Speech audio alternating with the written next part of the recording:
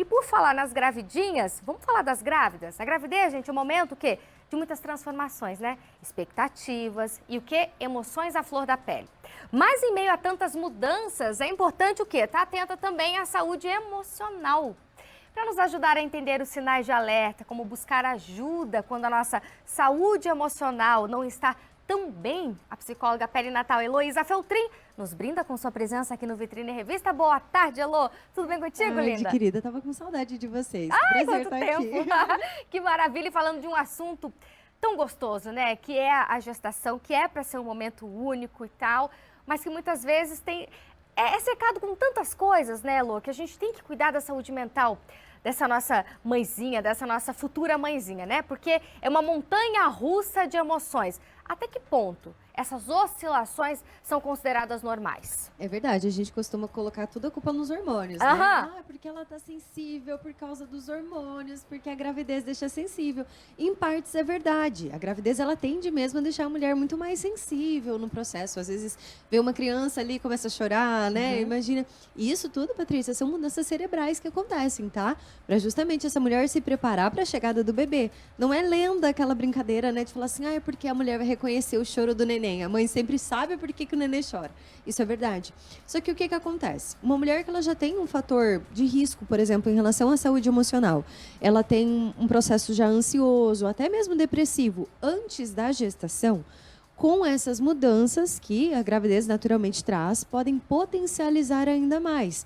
Então, é importante pensar que a gravidez traz sim uma sensibilização, mas até um certo ponto.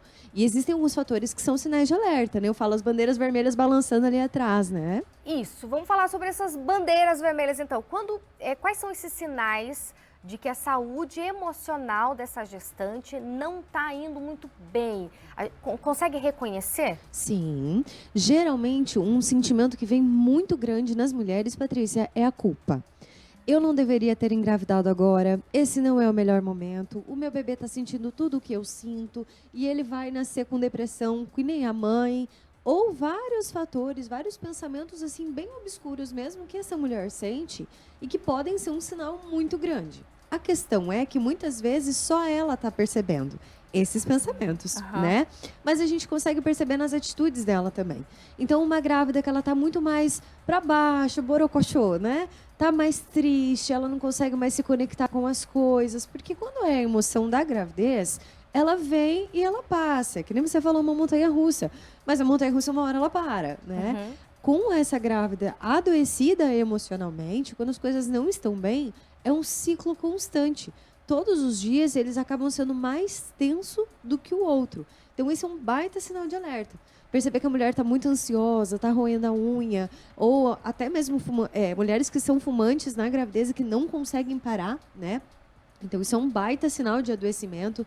Um cigarro atrás do outro, por exemplo, isso acaba trazendo um mal extremo para a criança. Então a gente precisa olhar e para ela também, né? Para a mãe também. Então esses são alguns sinais assim legais para a gente que está em casa, que está com a grávida ali, perceber. E a gente sempre fala, sabe, dessa conexão, né, do bebezinho com a mãe. O neném sente as emoções da mãe, o bebê capta o que a mãe está sentindo, pensando. É assim mesmo? Se essa mãe está de alguma forma adoecida com a sua saúde emocional, isso reflete para o bebê? Sim e não. A gente precisa ir com calma também para não pegar, eu falo sempre, pegar um chicote e ficar batendo nas costas, né? Se punindo ali durante a gestação. O bebê sente? Com certeza, né? Vocês estão extremamente ligados. Mas é a partir da 27ª semana que os sentimentos que você tem começam a passar muito mais... de uma forma mais delicada para o bebê. O bebê começa a reconhecer muito mais. Um exemplo, videozinhos da maternidade que o pai chega falando com a criança e a criança dá risada, né? O que a gente pode pensar?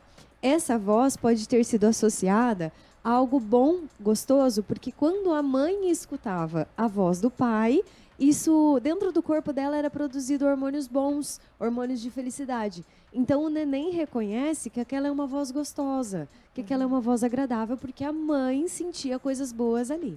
Então sim, é um sinal de alerta para a gente pensar como essa criança nasce, quais são os traços que ela nasce, né? Então, porque o estresse intenso dentro da gestação é um problema sim, para a adaptação do bebê depois no recém-nascido. Ela vai ser uma criança muito mais sensível. Então a gente precisa se ater a isso, mas com cuidado para também não colocar um problema a mais para você, uma culpa a mais para você. Aí, por exemplo, a gestante sabe, né, que todo mês nós temos lá que bater o cartão no consultório, né, do nosso obstetra, do médico ginecologista. Mas muitas vezes não se fala sobre outra rede de apoio de outros profissionais. Se essa mulher percebe que emocionalmente, né, ela não está bem, a quem que ela deve recorrer, Elô? Qual é o caminho? Quais são os passos? É verdade, Patrícia. É um relaxo nosso, assim, né? A gente se preocupa muito com o processo da gestação e já tem de grávidas, por exemplo, que nem sabiam que precisavam buscar um pediatra, por exemplo. Olha só. Né? Pesquisar ali, entender, porque depois do nascimento, o pediatra é o primeiro médico, né? Então, olha a fisioterapia, nossa colega aqui falando agora, né? Fisioterapia pélvica dentro da gestação também ajuda com a incontinência urinária, né? Ela também vai ajudar. Então, a psicologia nesse processo também, né? Eu tenho formação em doula e consultoria em amamentação, justamente pensando no processo que envolve amamentar. Até porque, né? Por que o leite seca se essa mulher fica estressada? Por que ela tem dificuldade de produzir? Então, pensar nesses profissionais é se preparar no todo. A gestação, a ginecologia, a obstetrícia, ela é fundamental dentro da gestação, com toda certeza. Mas a gente precisa olhar para você, como mulher, antes da tua barriga, né? O que fica antes, o durante a gestação, o depois também. E a saúde emocional, ela ajuda a você se equilibrar em vários processos. Em relação ao parto, à amamentação, principalmente, às vezes, a rede de apoio, né? Que ela pode ser uma rede de apoio, pode ser uma rede de desapoio. Antes de mais nada, marido não é rede de apoio, marido é o parceiro dentro da gestação, mas ele também precisa estar junto com você. Vocês dois precisam construir junto essa nova ideia. Nasce uma criança e nasce uma mãe, nasce um pai. Então, é legal pensar nessa questão com leveza, com tranquilidade, sem um peso de que, ai meu Deus do céu, e agora, né? Não, com calma, tem caminhos.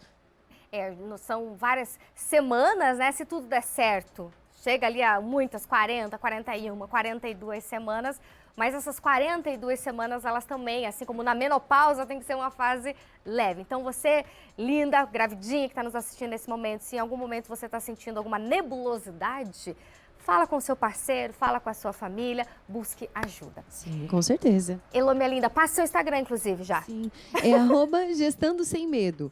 Bem facinho de achar, ou Heloísa Feltrin ou Gestando Sem Medo. Inclusive, no sábado agora, eu vou dar uma aula sobre mente tranquila, parto tranquilo. Olha que legal. Para se preparar para a chegada do bebê, assim, com muita leveza. Mesmo que seja na cesárea ou no parto normal, trabalhar a tua mente para a chegada do bebê vai ser sensacional, vai te fortalecer muito mais. Então já manda para as amigas, né? Talvez você não tá gravidinha, mas tem uma amiga que tá, já manda lá para amiga também. Elô, obrigada mais uma vez e até uma próxima, viu, minha linda? Até.